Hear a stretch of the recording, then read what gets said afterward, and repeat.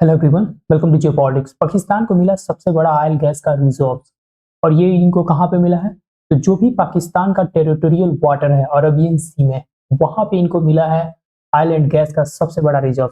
और ऐसा बताया जा रहा है कि ये जो ऑयल एंड गैस का रिजर्व है वो दुनिया में फोर्थ लार्जेस्ट होने वाला है।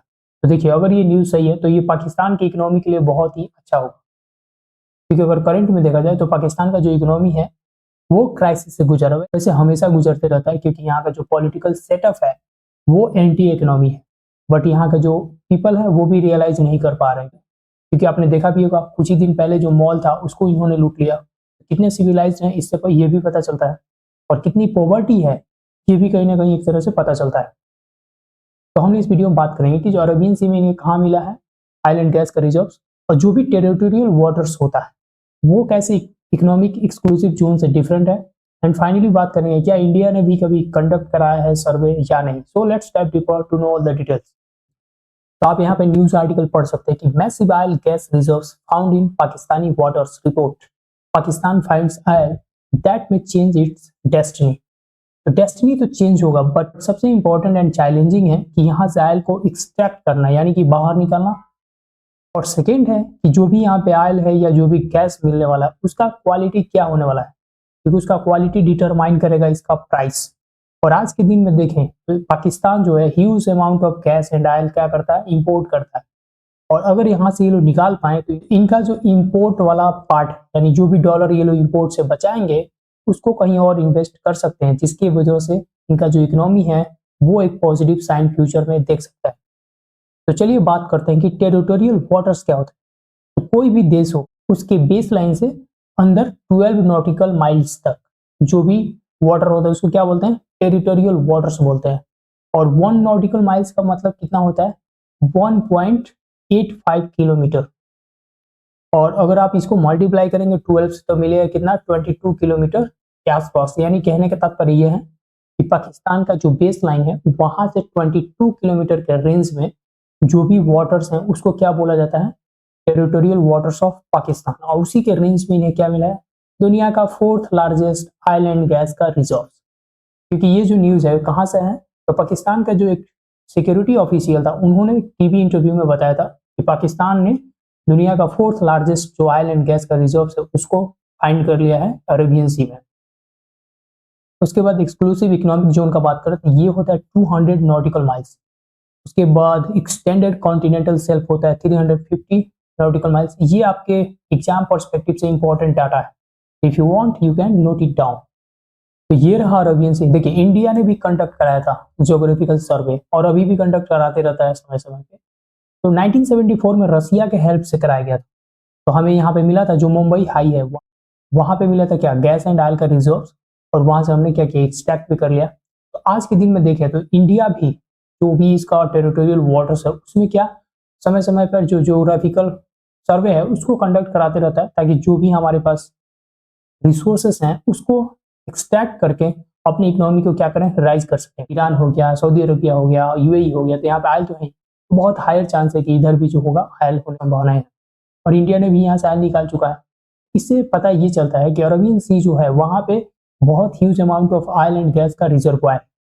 तो इन द फ्यूचर देखना ये होगा कि किसके टेरिटोरियल वाटर्स में ये है, क्योंकि पाकिस्तान ने तो अभी क्लेम कर दिया है, बट आने वाले समय में देखना होगा कि रियली पाकिस्तान के टेरिटोरियल वाटर्स में है या कहीं और भी एक्सटेंडेड है।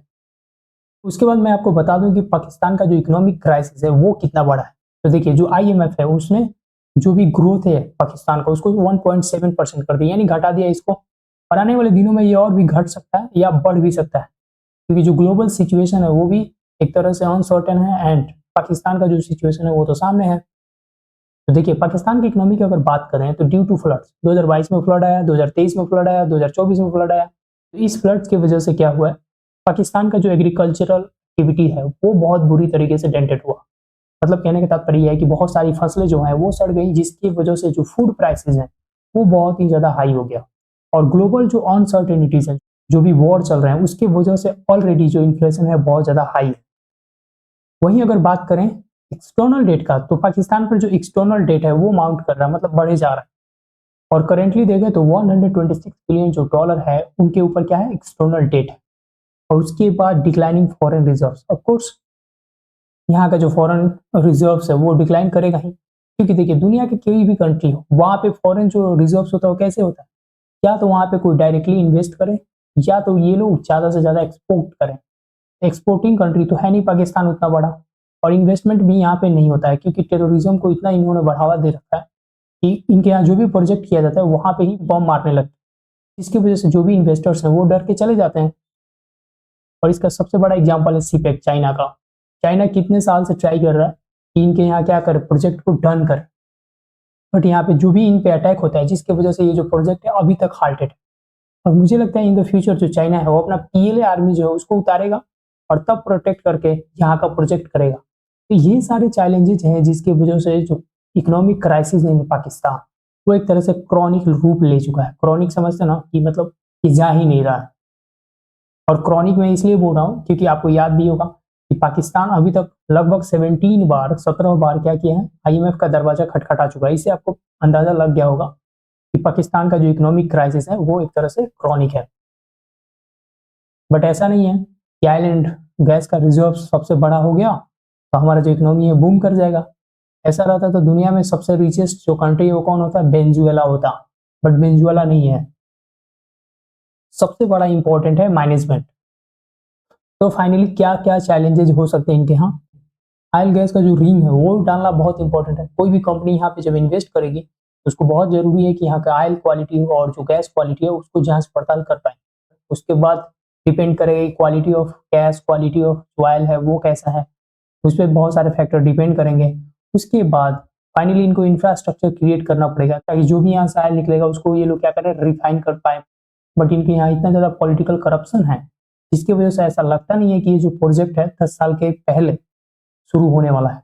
और आने वाले फ्यूचर में हो सकता है कि ये जो प्रोजेक्ट है करते करते इनको लग जाए 12 year to see the impact on their economy. Important ये है कि कहीं ना कहीं ये लोग अपने प्रोजेक्ट को स्टार्ट करें और अपने इकोनॉमिक क्राइसिस को क्या करें, उससे ये लोग बाहर निकल पाए। जो ये क्रॉनिक रोग हो चुका है इनको, उसे कहीं ना कहीं निकलने की जरूरत है।